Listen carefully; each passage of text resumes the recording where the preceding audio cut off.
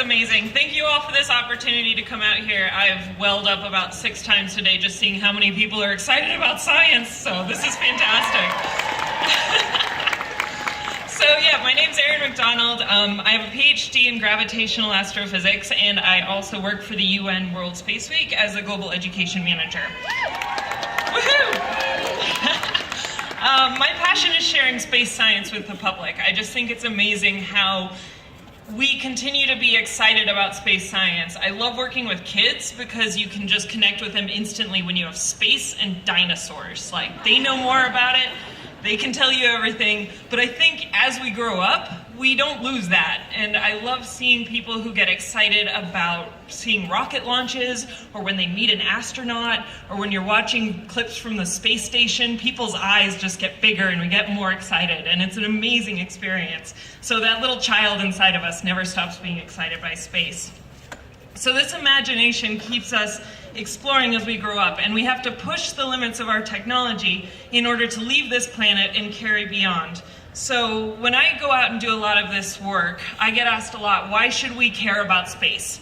We have so many issues on our own planet. Why should my tax dollars be spent sending things into space?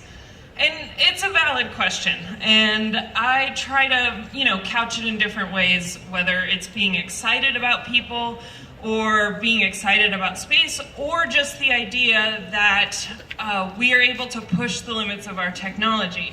So some of the coolest things I like to tell people, in case you ever get this question, we've had amazing technologies come out of the space program. Some people know about, the big ones, but others you may not know about. So real quick, one of them is a seismic dampener technology, was made for rocket launches to try to stabilize the rockets as they're taking off.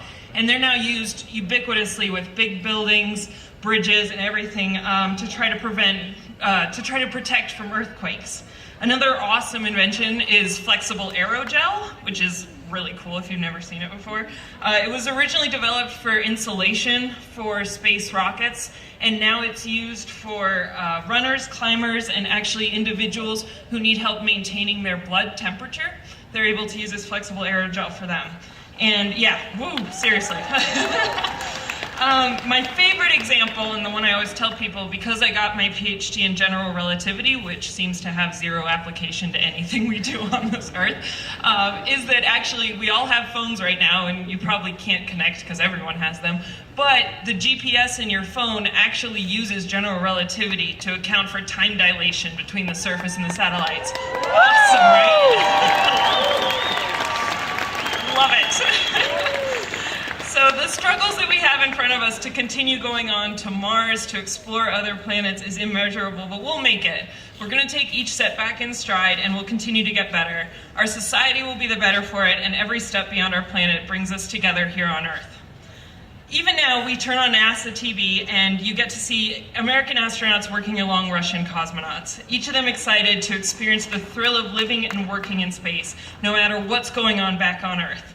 There are no borders when you get into space, and when you see the cameras that are looking down here, we're all just living and existing together. They see humanity when they look down here. They see people who are finding ways to be closer to one another, people who light up the darkness during the night, people who love, care, fight, and believe in each other.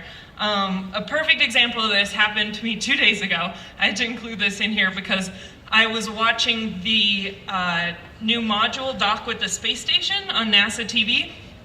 And if you've never seen this, you should watch it because it's amazing. But what happened was there were I have to get this right. So there were 3 astronauts who were already on the space station. Commander Peggy Whitson, who's about to set a pretty big record on Monday, so keep an eye out for that. Woo! Thomas Pesquet from France and Oleg Novitsky, they welcomed 2 new people to the space station. There was a Russian cosmonaut named Fyodor Yurchikhin and an American named Jack Fisher. And it was, seriously. It was Jack Fisher's first time in space and his first time on the space station on Thursday. And it was so amazing to see this module open up and to see his eyes are this big. And his Russian buddy, who's been to space a few times, it's his second home, is like helping him out. And he floats out into the arms of Peggy Whitson, and they all hug and, are giving each other high fives. And just that incredibly moving experience of seeing people from different cultures and different worlds and different genders loving each other, working together just for science and for the better of humanity. So this is what space can bring us.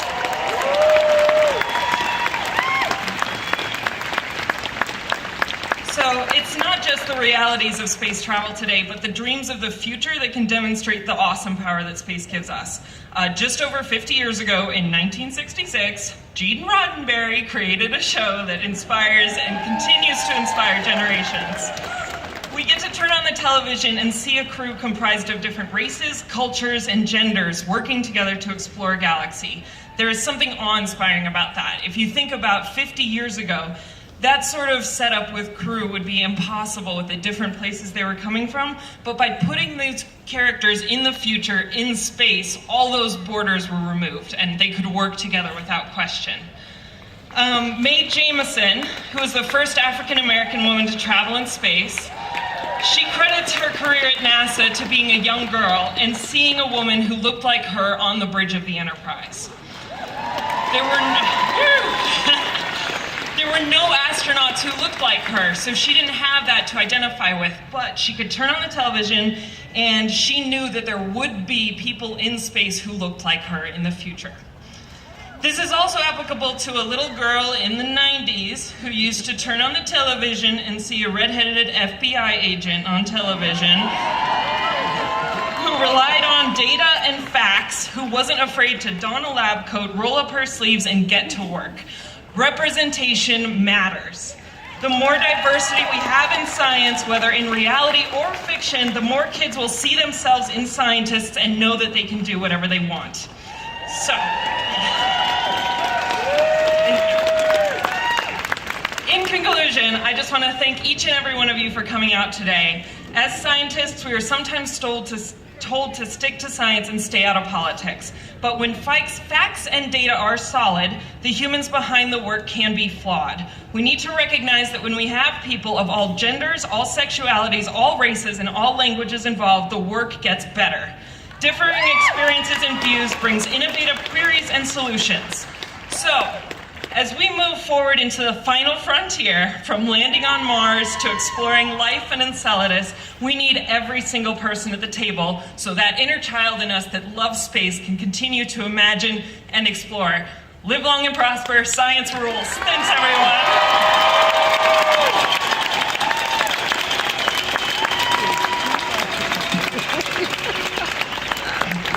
Thank you so much. Ladies and gentlemen, next up, Ruth Farmer.